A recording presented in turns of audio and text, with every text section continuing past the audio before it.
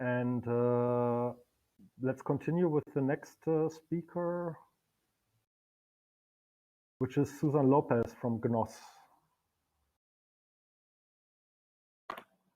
Hello. Hi. Susana Lopez, sorry.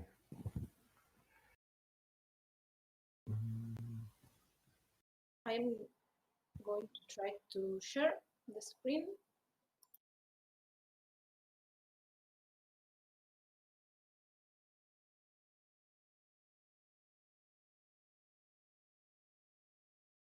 So ready. First of all, thank you for the invitation to this session and good morning to everybody.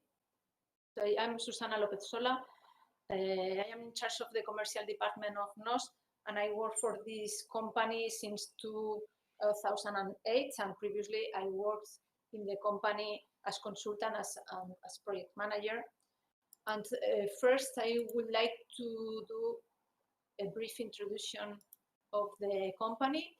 We are going to present today two use cases of the application of DBpedia in a couple of projects in culture and education, where we are using DBpedia for extend the content and contextualize information. In this case, in the part of culture, we will show the use case of Museo del Prado, and in the education field, we will see the example of Didactalia, and especially Didactalia lessons. We are a technological small company, and we are working in this field in the construction of knowledge graph for more than 15 years.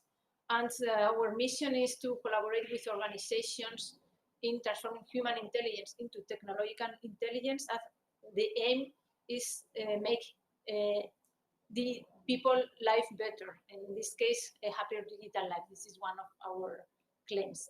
This slide summarizes our claims. I will go very quickly through these first slides.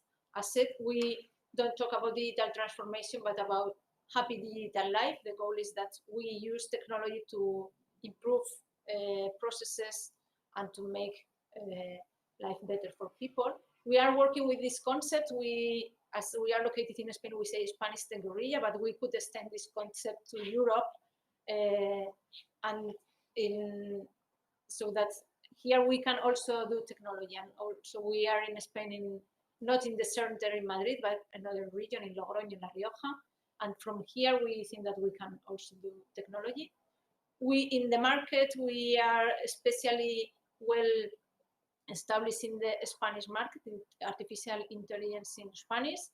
And what summarizes what we do is this claim: everything is interlinked, and of course, in this context, interlinked thanks to knowledge graphs, semantically interpreted. So this is the conclusion. We are positioned in this field, deep artificial intelligence, or semantic artificial intelligence, if you prefer. And from all our history, we wanted to highlight here for this session our contribution in the Link Open Data Cloud. In February 2010, GNOSS, we linked our projects to Freebase, DBpedia, and the New York Times. So we already had this idea of extend content. And in September 2011, we were the first company from Spain that published data in the Link Open Data Cloud with some projects. And in February 2019, we have around, so it says here, 28 data sets, not only from internal projects, but from projects built with our technology for customers. And in November 2019, we became members of the DBpedia, one member of the DBpedia Association. And we are very happy to be here today. So, from all the products and solutions that we have, we wanted to present here two of them because it's the basis used to build the projects that we are going to present here today. And the first thing is our Knowledge Graph Builder. It's a framework for developers that basically has some functions that are organized in three modules. One is for building and managing knowledge graphs and metadata. Then we have another module for configuration and preparing all the tools for discovery, reasoning and analytics through knowledge graphs. And also when we present the information, we have a content management system so that everything that we present on our web projects is based in semantics. And also we have a service that we have called GNOSS Sherlock, and it's a service of processing natural language, and it deals with extraction of entities, disambiguation, recognition, extraction, and disambiguation of entities. And this is something that in this service we are using DBpedia together with other tools and knowledge bases, and it's something that we are using in the projects of Museo del Prado and Didactalia. So we, from many years ago, we are relying on DBpedia to enhance our technology. And as said, we are using DBpedia to access a large amount of information, structured information that is ontologically represented. We are using the DBpedia ontology. We will see it later in Didactalia. And we, as I have just said, we use DBpedia in the process of recognizing entities, disambiguate, and of course linking entities to enrich the information and offer contextual information. In the specific case, how are we applying this in Prado and Didactalia use cases? So this is Museo del Prado. As you all know, it is one of the most important museums in the world and one of the most visited. It opened to the public in 18,000. Sorry, you see here, 1819. Last year, it had the bicentenary, so 200 years history. And as a museum, it has the mission to preserve, exhibit, and enrich the collections of works art and closely intertwined with the history of Spain. The numbers, 3 million annual visitors, and they have an online presence that exceeds 10 million. In these past months, with the situation of coronavirus, when here in Spain and in many cities in the world, we couldn't go out, and especially we couldn't visit the museum. The visits of the museum in the web, the online visits, increased more than 200%, and Museo del Prado appeared as one of the best online museums in the press, not only in the Spanish press, but also in for example, in The Guardian or other international communication media. So here, the first thing that we did in Museo del Prado, I will go very quickly here, was to integrate all their information into a knowledge graph and connect all the information that the museum has. This can be seen in if you enter a fact sheet of the work of art. We see here some information that comes from the documentation areas, and documentation from here comes from the Foundation Friends of the Museum. The multimedia section, which is presented here in the artworks, comes from the communication department, and all the cataloging documentation, and some information that is shown as automatic context of the artwork. So what we see in the museum online on the web is what people are doing. It's not edited for the web page, but we see what people are doing in their daily work. And so we implemented the digital model of the Prado. We are not going to enter into details, but we have here artworks, studies of restoration, the information of authors, products, when they have some products that it's sold on the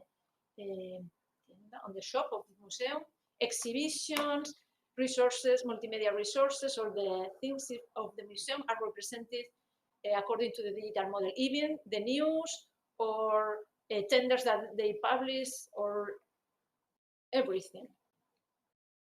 So as said, things come from different parts of the museum.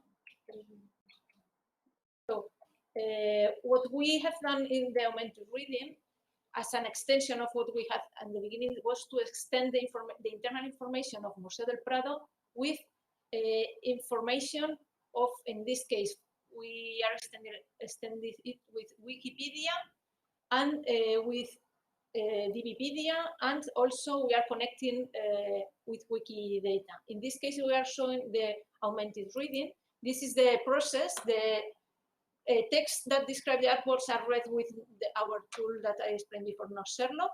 Then the documentation area supervises and validates the annotated entities. And those entities are later presented in the text for the user. And this we will see very quickly directly on the web of the museum. If we look, this is the search, the meta search of the museum. If we look, for example, Andrians, sorry.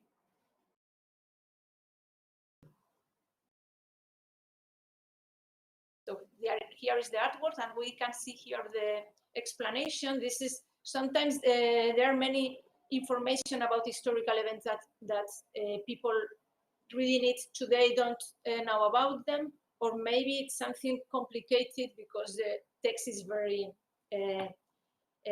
let's say, elevated.